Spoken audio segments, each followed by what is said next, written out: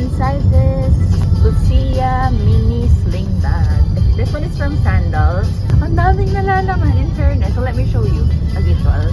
My alcohol bottle. Nakakatawa pa dito. You can use it as a handbag, as a shoulder bag like this. Pwede ding sling bag. Love it. So pretty. Perfect for the summer. Tapos may zipper. Alam mo, maluwag pa to. So, kasha pa tong aking shades. By the way, binili ko to for Coachella. Gulat ako na 100 plus, pero 3 peraso siya. Ang ganda! O, diba? It's giving YSL.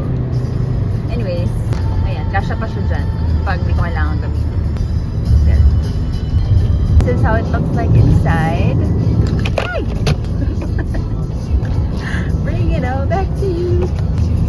Individuality. Take 2. Brush on sunscreen from Anessa. And then, ito ang aking makeup for today.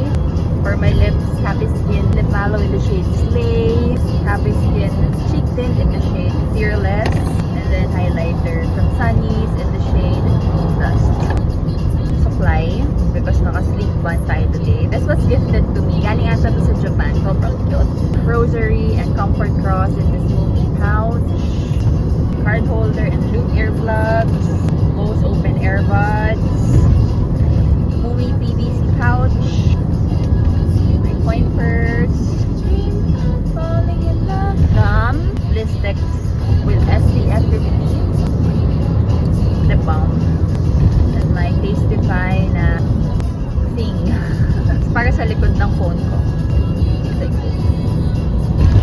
I can easily stick it like that. Hold your head high and reach the top. Bag hook. Tapos naladala ko tong Itch Relief Stick-Ons. Kasi medyo maraming katikati na naman na nararamdaman si DTV ngayon. So dinala ko. Ganyan siya. Oh, and very effective.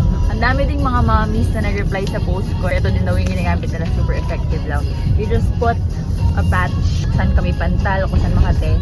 And relieve niya instantly. So hindi na kailangan magkamot natin or ng bata. May mga colors siya. But ito yung kinabit ko kay DTV ngayon kasi errands day kami. Parang hindi naman siya makulay. Natatawa ako sa sarili ko kasi parang inaantay ko na magkaroon ako ng kate. Kasi gusto ko ding matry. Ano na lang.